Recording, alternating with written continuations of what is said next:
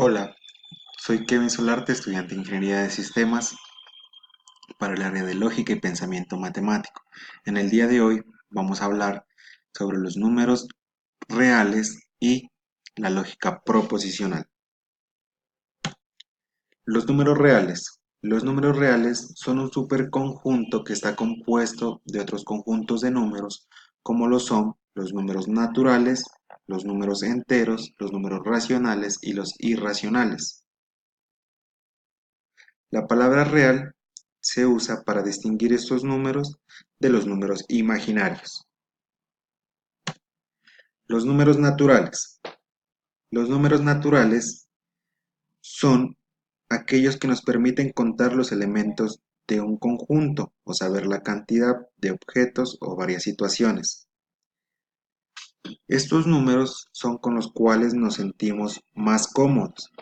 Van del cero hasta el infinito y están compuestos por 10 dígitos, que son el 0, el 1, el 2, el 3, el 4, el 5, el 6, el 7, el 8 y el 9, los cuales al combinarlos, al unirlos, hacer diferentes variaciones con estos, obtenemos números infinitos.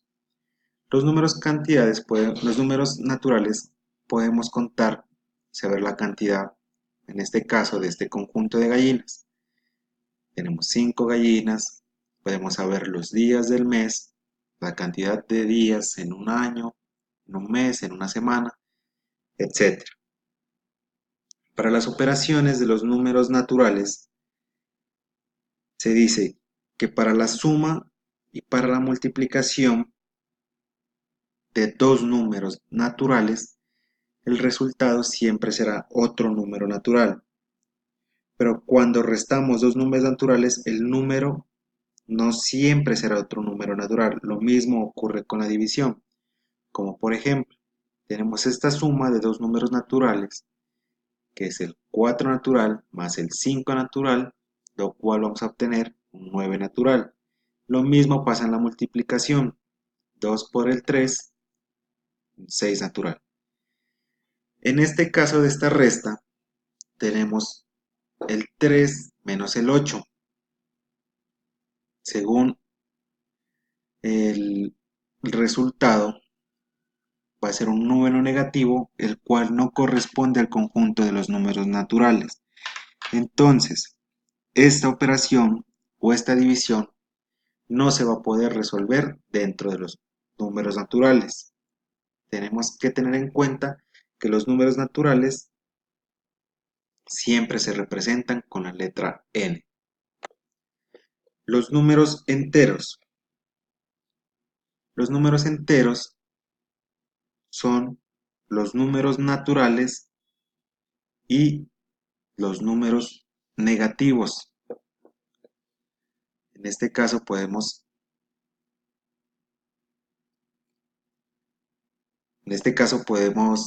tener este ejemplo de todos los números enteros, del 0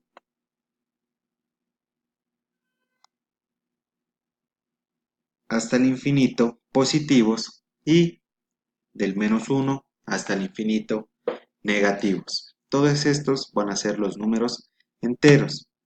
Para las operaciones con números enteros debemos tener en cuenta algo que le llamamos el valor absoluto. El valor absoluto de un número entero es el número natural que resulta de quitar su signo. Se representa mediante estas dos rayitas y x, pues cualquier valor que tengamos dentro de las rayitas. Por ejemplo, el valor absoluto de -3 dice que el valor absoluto de un número entero va a ser el valor natural, o sea, un número sin signo. En este caso, dice que le quitamos el signo.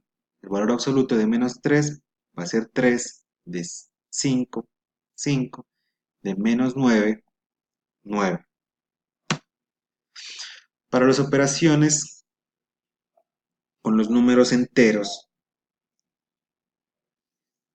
en este caso vamos a empezar con la suma y la resta. Y dice que si los números enteros tienen el mismo signo, siempre se va a realizar una suma y se va a conservar el signo de estos números, el signo en común. En este caso, tenemos esta operaciones, que es más 8 más 9 igual a más 17.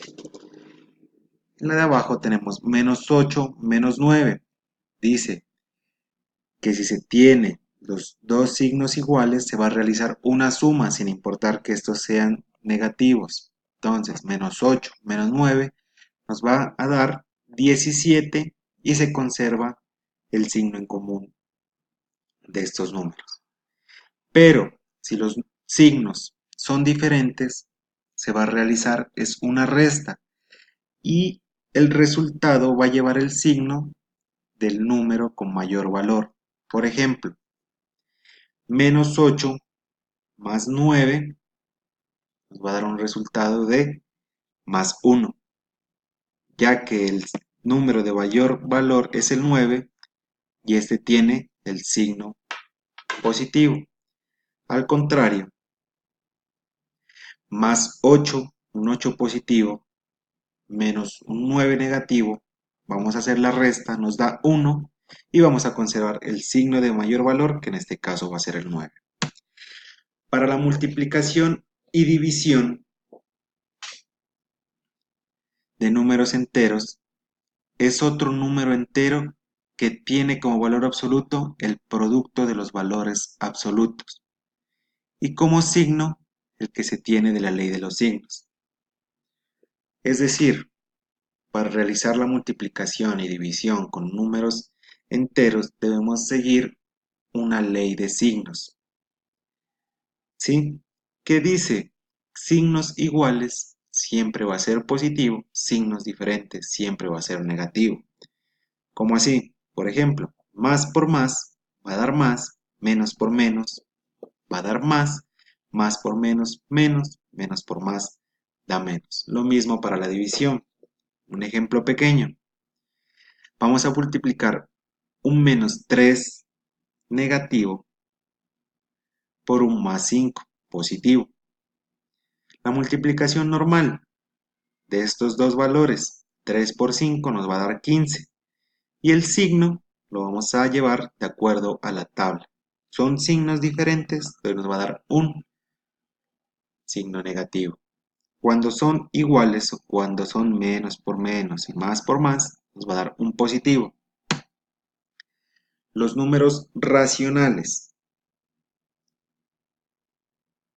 Los números racionales están conformados por los fraccionarios que constan de un numerador y de un denominador, que siempre debe ser diferente de cero.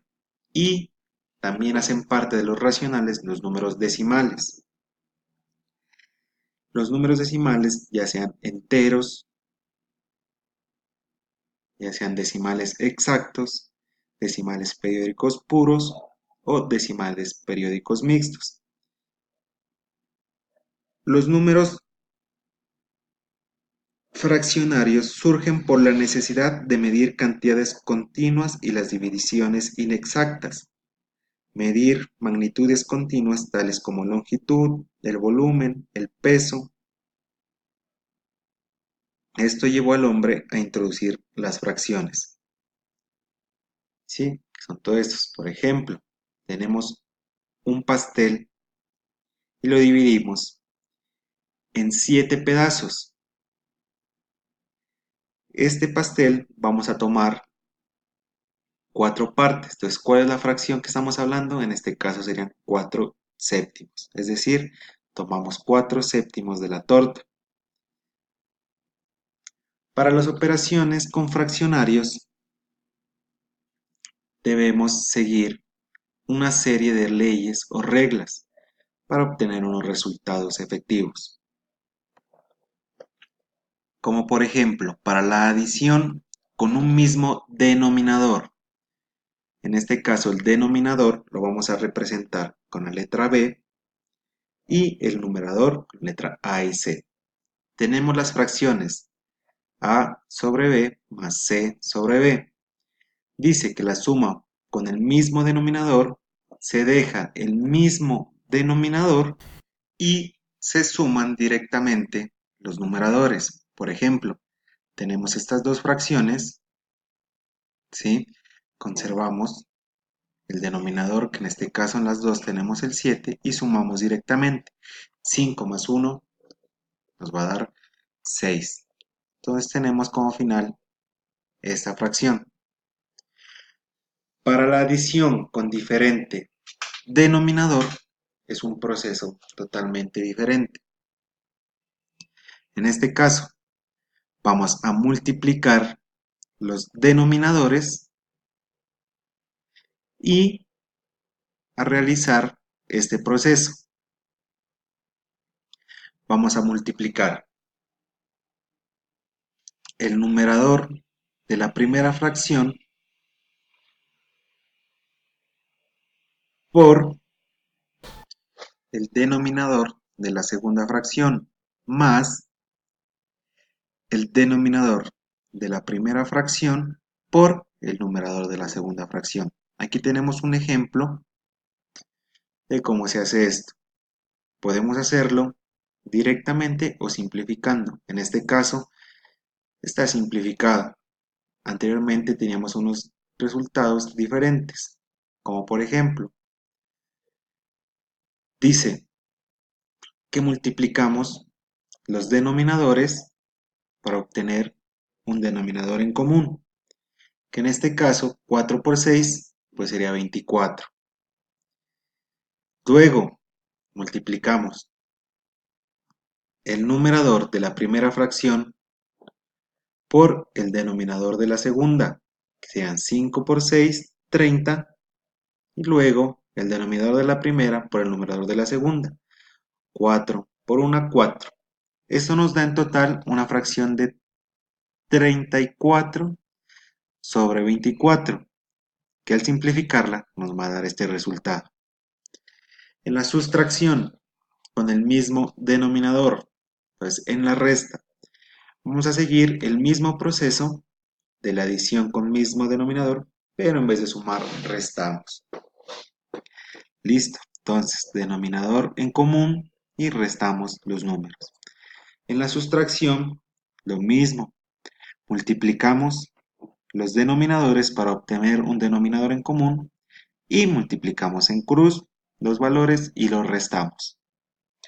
Para la multiplicación es un paso más sencillo, que es multiplicar numerador con numerador y denominador con denominador. 5 por 1, 5, 4 por 6, 24. La división es multiplicar en cruz el numerador de la primera fracción por el denominador de la segunda por el denominador de la primera fracción por el numerador de la segunda fracción. Listo. Ejemplo, 5 por 6, 30, 7 por 1, 7.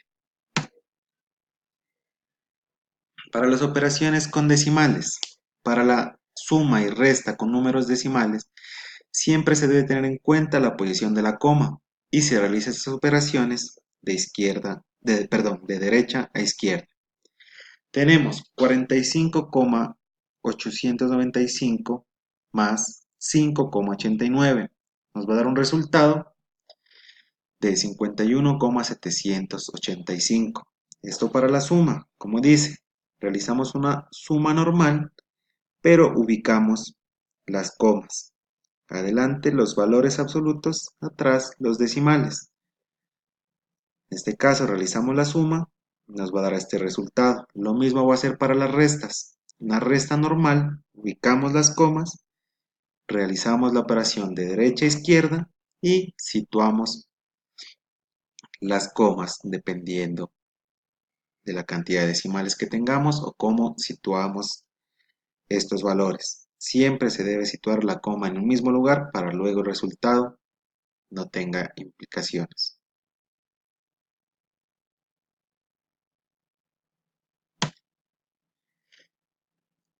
Las operaciones con decimales.